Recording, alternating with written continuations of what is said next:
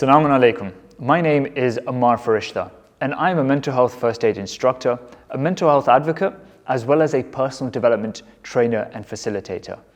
Now, at the moment, the world is still experiencing the effects of the COVID-19 pandemic. And of course, we have all had to retreat away during this national lockdown.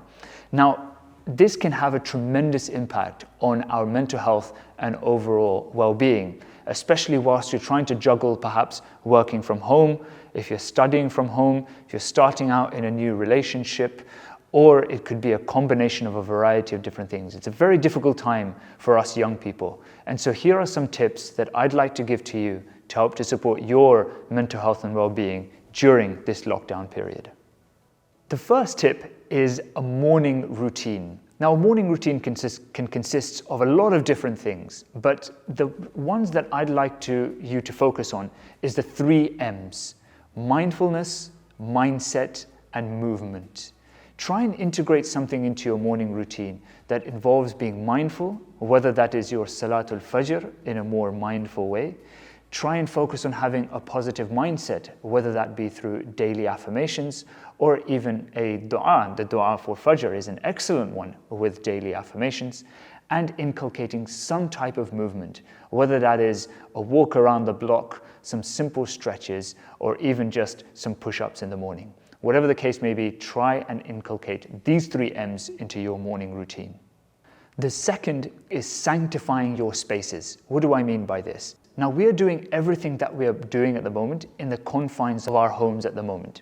And one of the best ways in which we can ensure that we are looking after our well-being is to divide our areas of the home, specifically into 4. Ensure that you have a specific place to sleep, a specific place you're going to be eating, a specific place for work, and a specific place for exercise. Now, with these 4 places, we need to ensure that we are not moving over from one space to another. So for example, if we are struggling to sleep, make sure that you're not taking out your phone and doing some recreation or watching a YouTube video whilst you're in bed. Get out and do that in your recreation area. Whilst you're at work, make sure that you're not eating at your workstation. Eat in the area that you're eating. Ensure that you sanctify your spaces, because your brain will then start to associate that with different areas, and you will start to be a lot more productive and a lot more mentally healthy.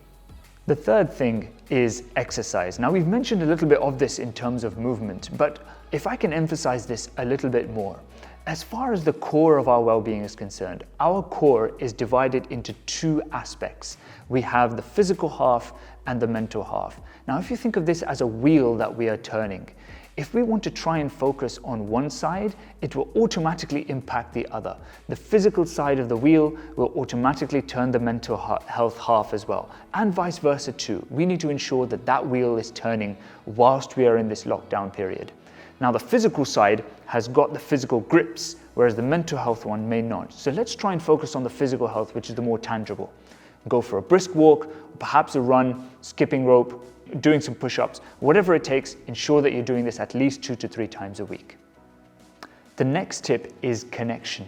Try and ensure that you are building a meaningful connection with people around you, whether that is with your spouse. If you happen to have young kids, try and ensure that you're spending some quality time with them, ensuring that you're making a meaningful connection with your parents if they're living somewhere else. See if it's possible for you to connect with them through things like video calls. Try and meet up with your friends, albeit digitally, to ensure that you are still making those connections and making sure that not only you are protecting yourself, but you're also developing your own mental well-being and the well-being of others as well. The penultimate one is relaxation. Now, a lot of times when we're going through a really stressful period, like you might be right now, the things that we tend to put away is relaxation. We tend to deprioritize this. Now, why is relaxation so important? It gives us an opportunity to rebuild that energy that we have lost throughout the day. Our stress tends to build and build and build. And one of the best ways that we can de-stress is through very specific mindful relaxation techniques.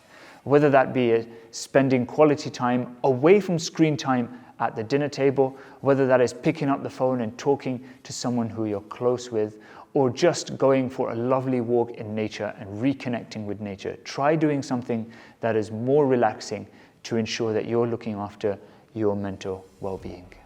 The final one is getting adequate sleep. Now, like relaxation, this also tends to be canned as we are going through our day and the stress is building up. As we have a lot of work, a lot of us have a tendency to deprioritize our sleep.